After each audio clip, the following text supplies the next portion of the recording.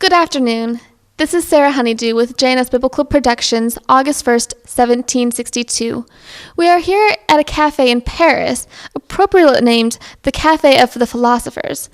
We are about to meet the French philosopher and education writer of the age of Enlightenment. We have chosen this man to represent the parable of the sower and the seeds. Here is Mr. Jacques Rousseau. Please welcome Mr. Rousseau. Madame Honeydew. Pleased to meet you. Mr. Rousseau, you just published your new book, Emile, 3 months ago in May. What is so unusual about this book? I spent many months in the countryside in France contemplating nature while writing this book called Emile or On Education. It is my first book on education and has been very controversial since its release in May. So why is the education so controversial? Your admiring public is saying that they never read anything like it since Plato's The Republic, written in 386 BC. So you are a sower of seeds in education, but why is this so controversial? You see, I believe in the superiority of the patriarchal family, where the man rules and the wife is passive. I believe that the woman belongs in the home, taking care of the household and educating the children up to the age of 12. You see, this is causing quite a storm among my feminist colleagues. You believe in spreading that kind of philosophy around here like seeds. What is Emile about? Emile is a fictional boy raised in the countryside, where I believe boys should be raised with a natural, healthy, child-centered education, like I was myself with the tuteur.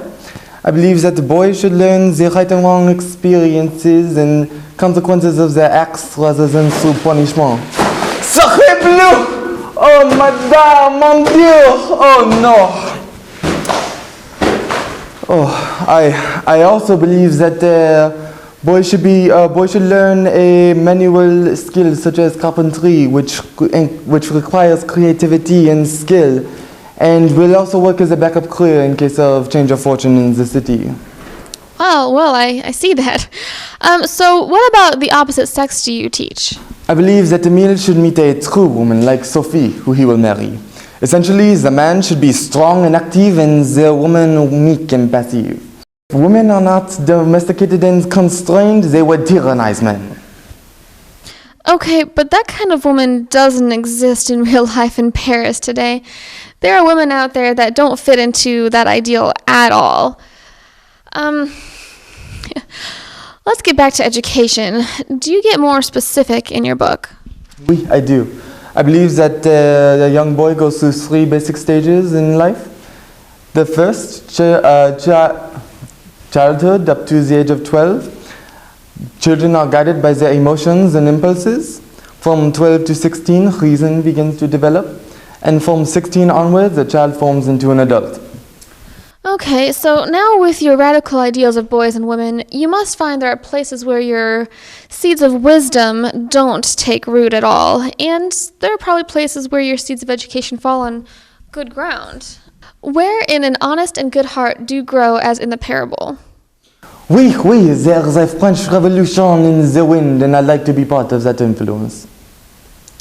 Mr. Rousseau, what would you say in summary are the differences between your educational approach and the standards of education today in 1762?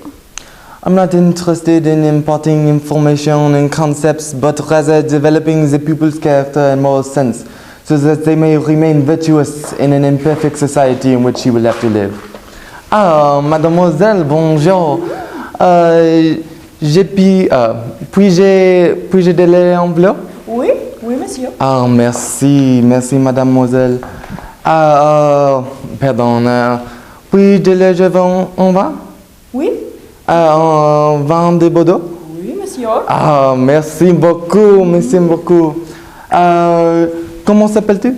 Antoinette, comment s'appelles-tu? Ah, Jacques Rousseau. Jacques Rousseau? Oui, les philosophes. Oh, les philosophes! Emile Education? Oui, Emile Education. Puis-je voir autographe? Ah oui, d'accord. Oh, merci, monsieur. Merci, Jacques Rousseau. Antoinette. Jean-Jacques Rousseau. Merci. Voilà. Ah, de rien. Au revoir, mademoiselle. guess that happens a lot for you.